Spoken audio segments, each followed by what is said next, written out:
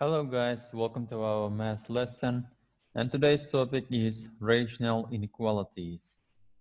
Okay, in this lesson you will be able to solve rational inequalities. Key terms, rational inequalities and double roots. Write these key terms on your notebooks and learn. Rational inequality. Definition. Inequalities of the form p of x over q of x greater than 0 or less than 0 and greater or equal or less or equal to 0 are called rational inequalities. Here p of x and q of x are polynomials and the q of x is not equal to 0 because we can divide any number by 0. Okay, let's look to examples. Here we have one and the second. These inequalities are rational. Okay, look at the steps to solve rational inequalities. First one, write the inequality so that a rational expression is on the left side and the zero is on the right side. Second one, find all zeros of the polynomials. And third, determine the character of the roots. And fourth, determine the sign of the coefficient of the leading term of the polynomials. And the fifth, use the zeros to divide the real number line into intervals and construct the sign chart. And the last one, in the sign chart from right to left, start with the sign of the coefficient of the leading term A. After each root, change the sign, but if there is a double root, don't change the sign. Okay, look at this example. 3x minus 2 over 2x minus 3 less than or equal to 3. Okay, if we not follow the steps, we can make a mistake. Here, if we multiply both sides by 2x minus 3, we do mistake. Why? If we follow by this method, we can find all the answers of our inequality. We lose answers. From that, don't do like this. Okay? Follow the steps. Okay, first step. Write the inequality so that the rational expression is on the left side and 0 is on the right side. Here we just subtract 3 from both sides. And then, second step, find all zeros of the polynomials. To do this, we give for 3 common denominator, yes? And we multiply 3 by this one. And then we write this one as a single quotient. Okay, multiply 3 minus 3 by 2x will be minus 6x. And if we multiply minus 3 by minus 3 will be plus 9 here, yes? And then what we do, we combine like terms. 3x minus 6x will be minus 3x, and the minus 2 plus 9 will be 7 here. And then we equalize numerator and denominator by 0, okay? We construct an equation. 7 minus 3x equal to 0. Why we do like this? Because we must find all zeros of our polynomial, okay?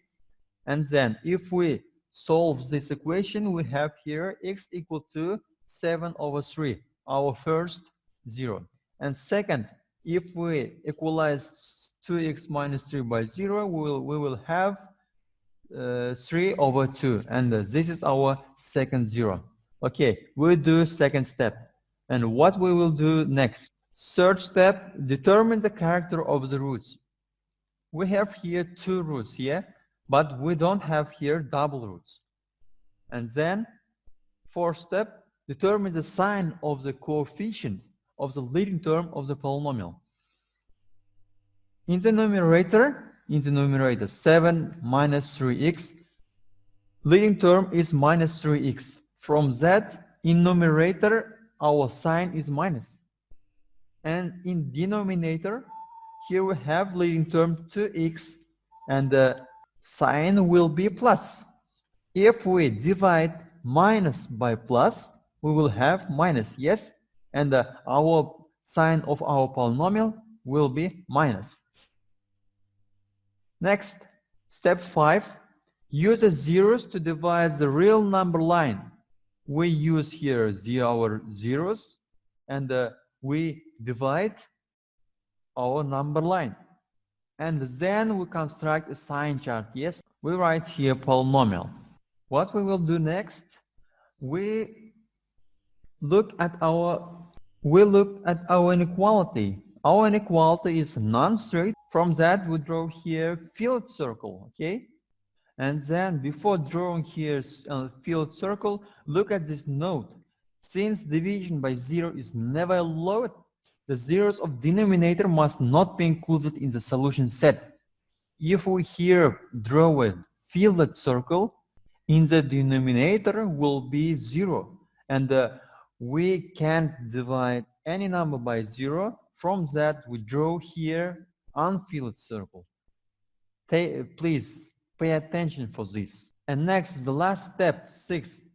In the sign chart from right to left, start with the sign of the coefficient of the leading term a. We say that on the first step, the sign of a polynomial will be minus. We start from minus.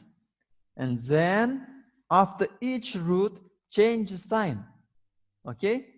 But, if there is a double root, don't change the sign. We don't have here double root. From that, we change the sign. And after this root, we also change the sign. And next, we write our answer. Our polynomial is less than or equal to 0. From that, we take these intervals. Okay, look at the second example. By following the steps, we write the inequality so that the rational expression is on the left side and the 0 is on the right side. Here is already done. And second step, find all zeros of the polynomial. Okay, to do this, we just equalize each factor by 0. Okay, first one, x squared minus x minus 6 is equal to 0. And if we solve this quadratic equation by factoring or maybe use discriminant, you will have x1 minus 2 and x2 is equal to 3. And then, second factor, x minus 1 to the 70th power is equal to 0. Here, look at this note. If the power is an odd number, you can ignore it when you calculate the 0. If the power is an even number, consider it just as 2 when you calculate the 0. Okay, here we have odd power, and we ignore this power. We take this as 1. And the x minus 1 is equal to 0, and the x will be 1. And next one, x to the 8th power is equal to 0. Here we have what? Even power. From that, we can take this as 2. And we will have here double root, x is equal to 0. And the last factor, 1 minus x squared to the 55th power. Here we have 55, and 55 is an odd number, and we ignore this, and 1 minus x squared is equal to 0. If we solve, we have x1 is equal to 1, and x2 will be minus 1. You can see from here that 1 is a double root, okay? Third step, determine the character of the roots.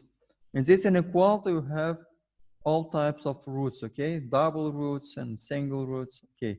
Step 4, determine the sign of the coefficient of leading term of the polynomials. Okay, look at this one first factor.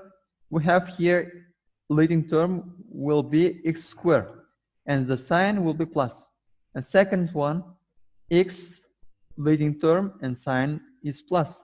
And the third, x to the 8th power, sign will be plus, and here leading term is minus x squared and sign will be minus. If we write like this, plus multiplying by plus will be plus, plus multiplying by minus will be minus. And if we divide, we will have minus. And our sign of a polynomial is minus. And next step, use zeros to divide the real number line to intervals and construct the sign chart. Okay. We divide and we construct a sign chart, okay, here. And look at double roots, okay? double roots we write like this one. Here we draw double line, okay? And then next, what we will do, we look at our inequality. Our inequality is non-strict. From that, we draw circles. 3 will be 3 and minus 2 will be filled circle because these roots are in denominator, yeah? In denominator can be 0. From that, minus 2 and 3 are filled circle, okay? But in denominator can't be 0. From that, minus 1, 0 and 1 are all will be unfilled circle. And the last step, step 6, in the sign chart from right to left, we start with the sign of the coefficient of the leading term a. We say that it minus, and we start from minus, and we will change our sign after each root, okay? Here will be plus, and look, here we have double root. We don't change the sign, and also here we double root, and we don't change the sign. And then here will be minus, and here will be plus.